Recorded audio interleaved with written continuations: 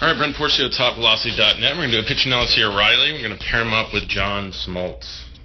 So it's actually pretty cool. Y'all have very similar mechanics. Y'all remind me of each other. So here's him coming out of his leg lift. Here's you coming out of your leg lift. I think, for your age, you're inside your drive leg, which is good. So I can see you're starting to build your momentum.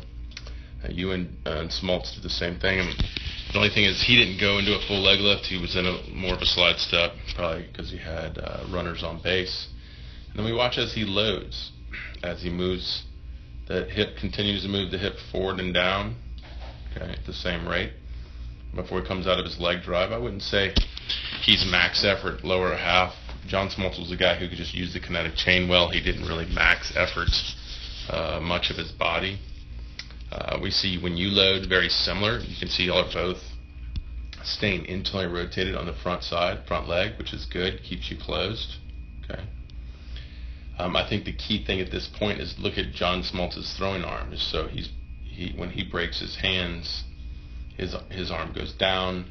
And not so much where it goes, but it's just that it's delayed. When you break your hands, you immediately go up. So at the point, say right before leg drive for both of you, you're halfway into the cock position. He's still down. Okay.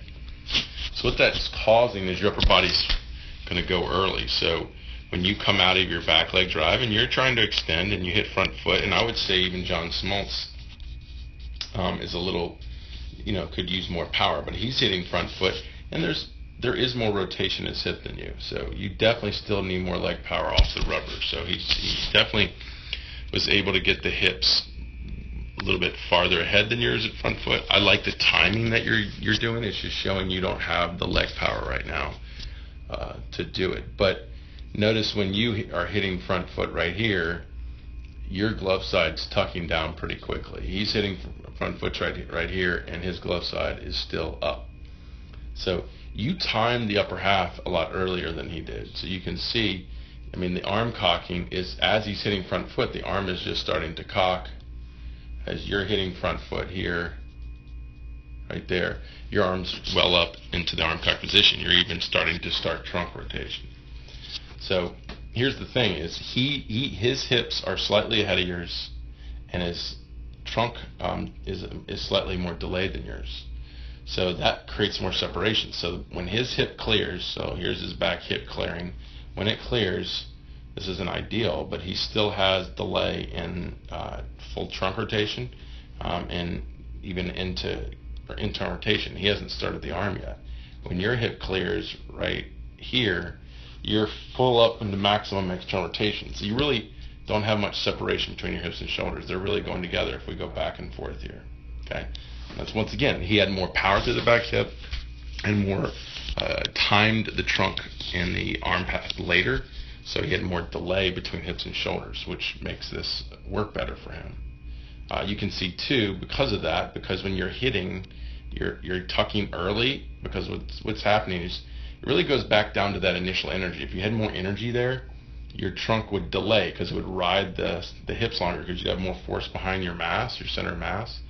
But now you're pulling early to help create shoulder rotation going forward because you're lacking energy transfer because you didn't have much energy coming up.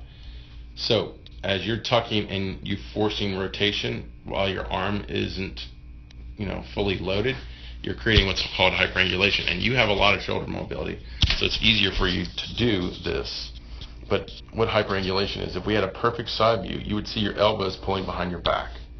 The problem is the shoulder isn't built to abduct or lift up like this and then pull elbow behind your back. It's very hard on the front of the shoulder, and it delays pronation, which is harder on your elbow. So it's the worst. It's really the quickest way to injure yourself. So how do we clean that up? We ultimately have to get more hip or more leg power driving that hip in the front foot. We need to delay arm path and create more trunk separation, and then we'll be more like Smoltz here, because you can see you guys you look identical in your movements. He's a little bit thicker than you, he's older, but y'all are identical in your movements. Even how you go to front foot strike by not flying open, the timing of back leg drive, almost how high you're off the ground, it looks identical. It's just, look at the delay in the trunks. That's huge. And that has a product, it's a product of more energy through his leg drives and a later timing of the upper body movements. And at the same time too, what that happens is you hit front foot and your trunk's pushing out. As you can see, when Smoltz hits front foot here, his chin and belt buckle are in line. Your chin is way ahead of your belt buckle. So you've got too much weight sitting on that quad, so that force vector, your front ankle, starts staying vertical to support your weight already being transferred. And then you're not in a position to extend and push back.